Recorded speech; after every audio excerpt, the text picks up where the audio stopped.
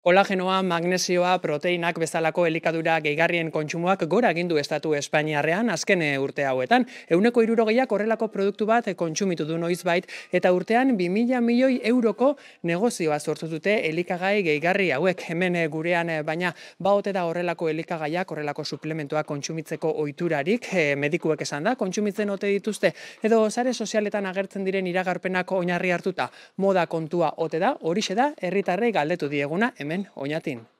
Ni pentsatzen dut gaur egun daukagun janariekin, osea, ez dugula behar komplementoiek, nire iritzi, Ez ni pestot hartzen ez. Ni gauza naturalak eta aldosun onduen jan eta punto.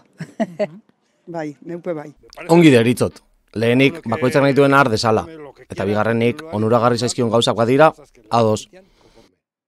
Ni momentuz bentzetez, ni jaten do normal eta komplementuak ez dut hartzen. Bueno, kurkuma eta gauzarrei, baina beste komplemento batzuk ez. Entzun igual bai, baina nire inguruko jentia bentzet momentuz ez. Nire egitenik ez.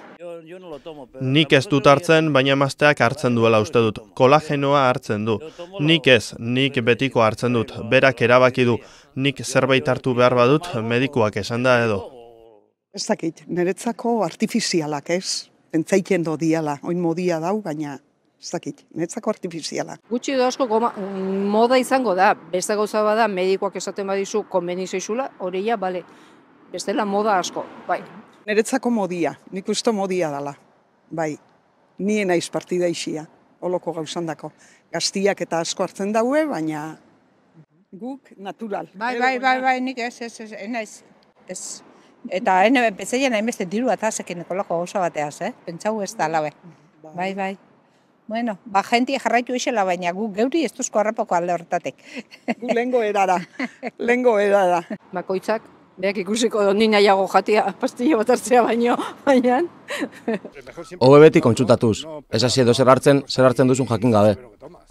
Moda bat uste dala, eta ez dakize ondorio ekarriko daue, baina momentuz niri itxas hartzen nire buruan, da momentuz bentzetzen ez dut erabiken. Dena internet bidez. Ekarri hau eta ekarri bestea. Gero ez dakit onerako edo txarrerako izango den. Ez dakit. Bai, espezialistan bate esan ezkeo biharrezkoa diala, baina bestela momentuz, interneten begiratuta eta gora, ez.